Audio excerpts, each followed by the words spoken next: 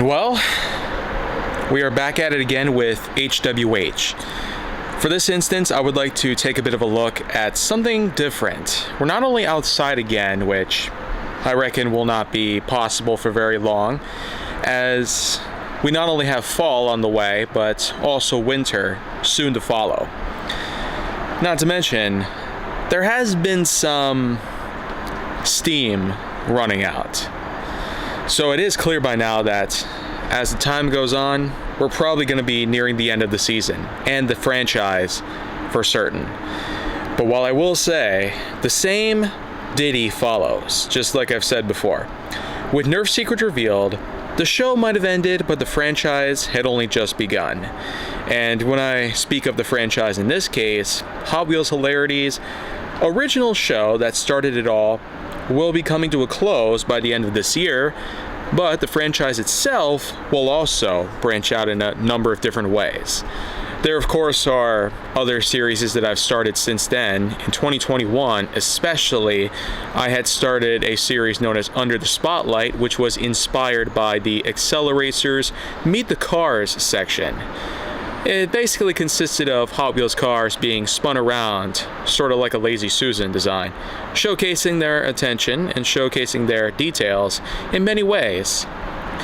But in this case, what I'd like to do is focus on something a bit different for the series. One thing that has been coming around are the number of different Hot Wheels cars that I have, and of course, the multitude of different color schemes.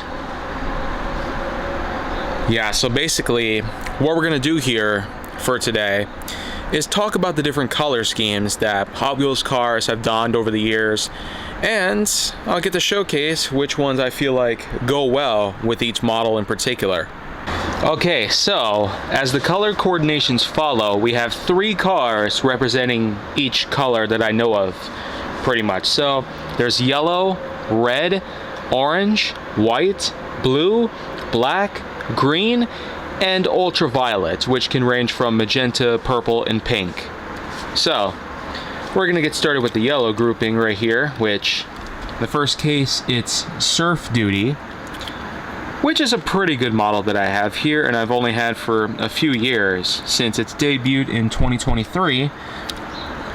With all the details in mind, the lifeguard theming that it goes with, and of course the camper shell-like attachment that it has for medical equipment, surfboards, etc.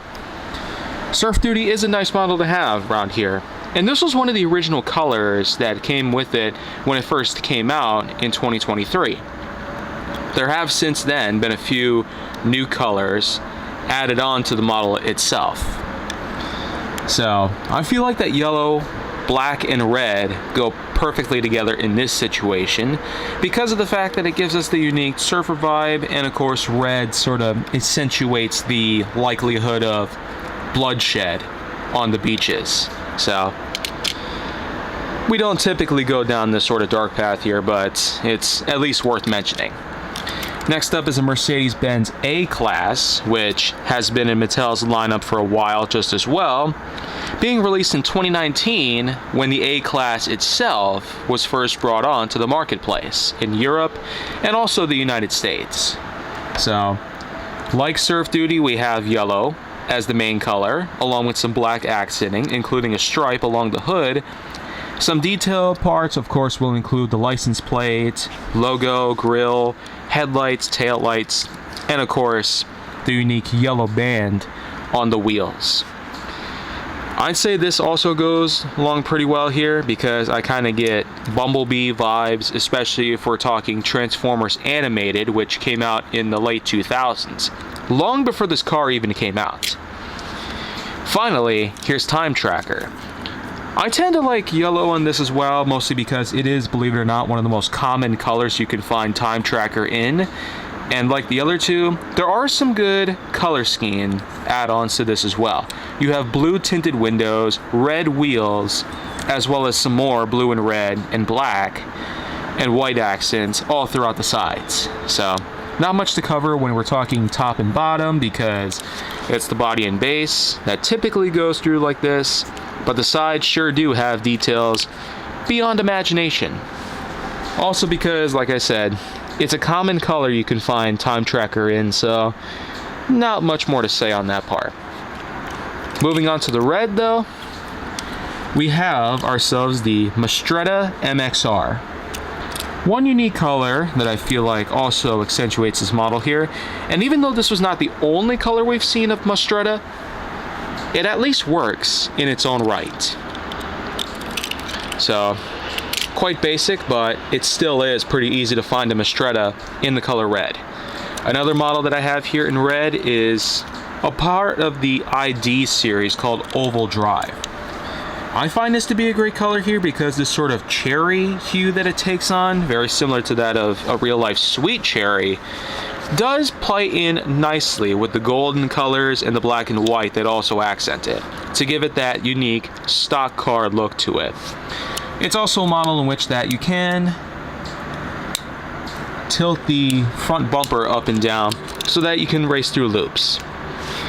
Like the Oval Drive though, there's also El Viento. This was, believe it or not, one case in which that I had this model before, but not in the color of red. If we take off the cloak here, we can see that red and gray are mostly what we see. Even the rims have that unique sort of silver outline on it as well. The cloak piece, which is removable, is mainly transparent, along with some blue wiring on top of it. But I do feel like that compared to the last El Viento I had, it works a lot better than the ultraviolet colors that it had before then. Moving on to orange, here's Battle Spec.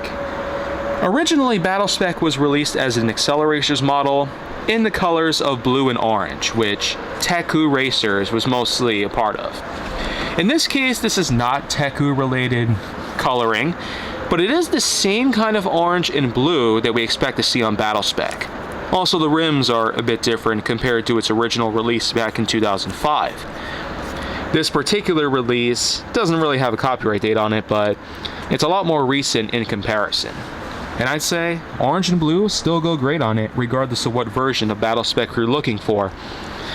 Next is Pontiac Salsa, which is a bit hard to find compared to many others. It's a nice little concept car, and it also does great as a performance car. You might have seen this in many episodes of HWH over the years. When I first got a hold of this car in 2014, it was just amazing to run on the track. It's almost like they knew how to build a concept car, not just in real life, but also for the track. And in this instance, orange just goes greatly with this. Since it's rare, it's one of the only colors we can probably find of it, unless you know somebody who can put on a custom livery. Finally, here's the 1968 Mazda Cosmos Sport. This model I really do enjoy in the colors of orange and white. They just go along so well in this instance. A white underbelly comprised alongside the orange top segment just does a fantastic job, giving us not only nostalgia, but a bit of modernization in return. Now we'll go on to the white, which we have 3 models to show as well, as mere examples. The Jaguar I-Pace E-Trophy, which is a unique little modified race car for the tracks, based on the well-known I-Pace vehicle. It's not only impressive as a hybrid in real life, or race car in real life, but as a Hot Wheels model, this particular version that I got here as part of the 2019 release, but it was reproduced beginning in 2024, and in this color in particular, with white and black mainly being the main color scheme that we expect to have from this, I'd say that it goes so well. Enough said. Apart from all these details of the Jaguar and all the imprints of the name Jaguar all over the car, and the number plating as well, they all come together to form one heck of a model to collect. Now, H2Go is also another nice example. To show in the color of white, much like Surf Duty, you can see that they both sport similar fonts in their naming, per se, with lifeguard being on surf duty and rescue being on H2Go. But they both sort of go together in the same general theme, being beach rescue squads. And in this particular case, we have ourselves the unique hovercraft with wheels. Not a great model to run on the track, but for mere looks, it does just a great job on its own.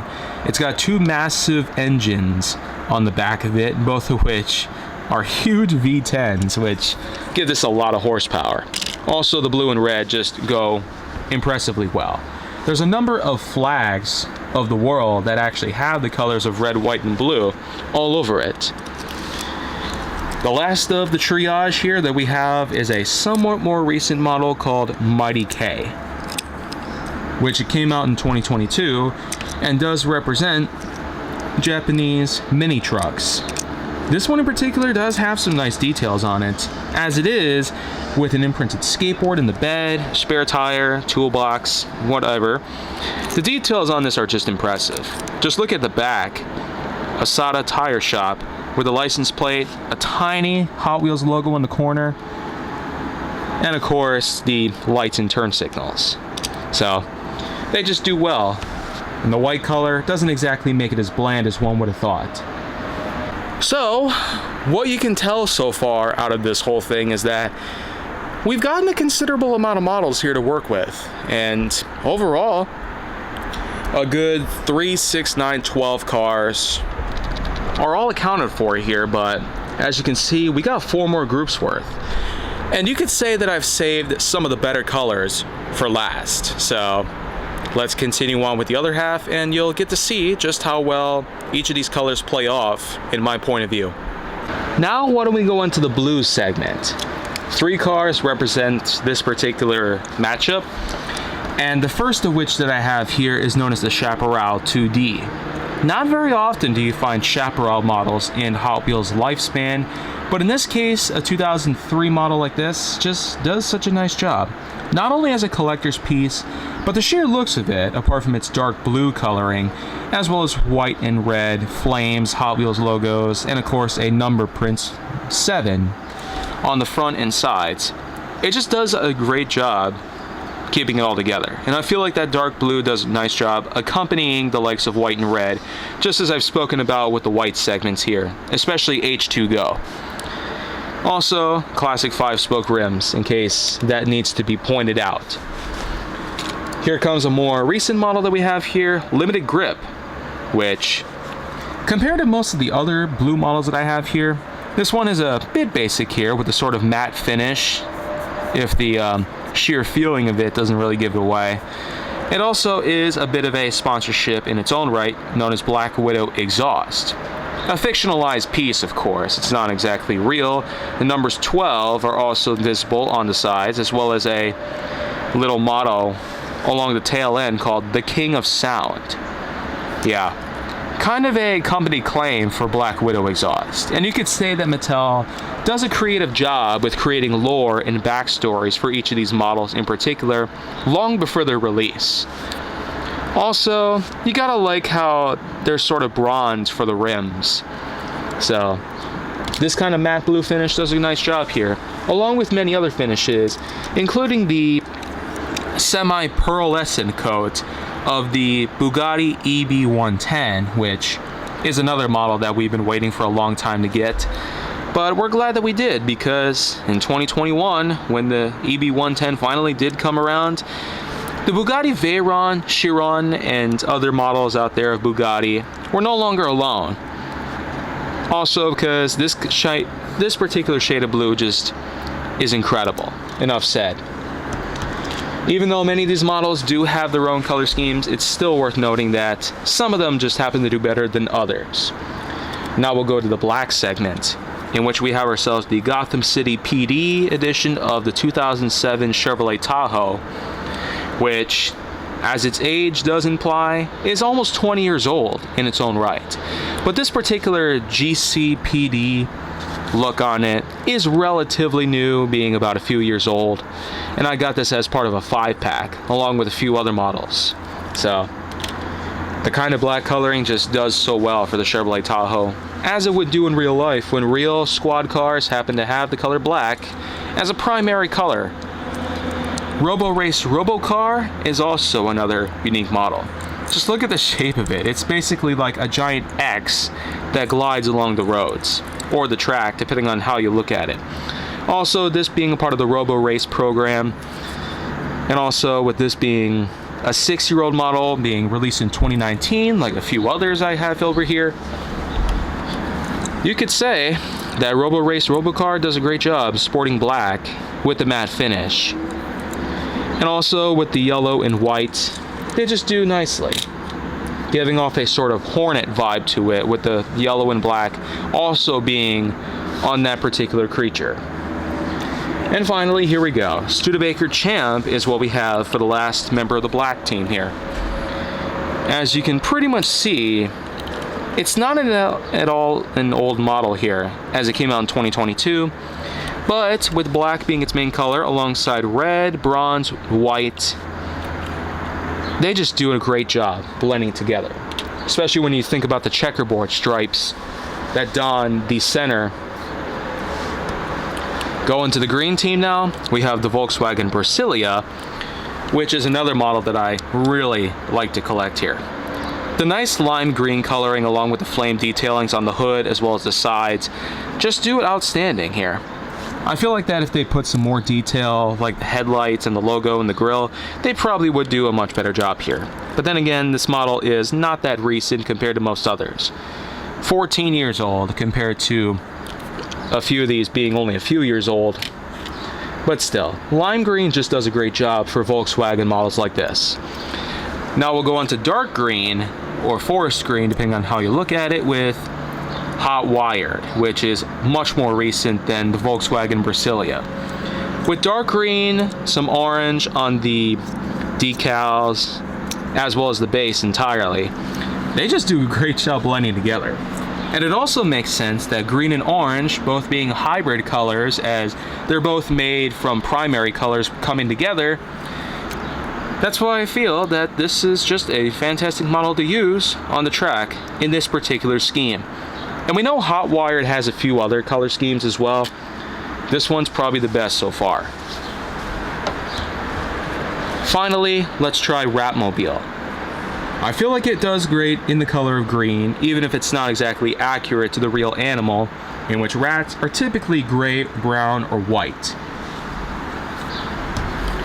But still, the color green does a nice job giving us that unique sort of jungle vibe, as most animals are known to thrill from within. Now we're finally going to focus on the ultraviolet bits, and I will say anything in the color ultraviolet is instantly attractive, no matter who you are or no matter what your opinion is. The 88 Ford Thunderbird, for instance, does sport a great magenta color scheme, along with giving some old school vibes to it, not just with its stand, but also with its modded hood cowl, its tail fenders, as well as the unique streaks and stripes on the side. A gray underbase does accentuate the bottom pretty nicely, along with the magenta top and the sides with some red, some green, white, and black. And I feel like that is a great combo. Now, while I have mostly had regular models here, we're going to try and take a look at one of these Racerverse models here. This one in particular is based off of Scrooge McDuck, and I tend to use this as a good example of ultraviolet because why not? But it's basically just Scrooge McDuck riding his old vintage car with gold pieces on it, and you really gotta appreciate the gold underside as well as the bumper and the rims, and even a giant money symbol on the back. Just so you know, the character is a rich boy. And finally, with purple being the main color on this 62 Ford Mustang concept, we have ourselves a unique way to round things out here. The capital of, it's a concept car, and I feel like that any color does a great job with giving us little concepts of the future. And there you pretty much have it. We have a good 24 cars that I just showcased. Each of them in their own rights has a color worth pointing out, and they all have a lot to do in common. While we have had a lot of releases on some models with different colors, there's always a good choice to cover from within. And while this episode might sound a bit filler, it's at least one good segment that at least allows me to segue into a new series worth of topics worth putting together for HWH. Because next time on HWH, we're going to be revisiting something for the third time, except it's going to be a little different, unlike the last two. So, if you want to see that, it'll be out in a few days. Until then, make sure to like, subscribe, comment, follow me wherever you can find me, and stay on the Hollywood side.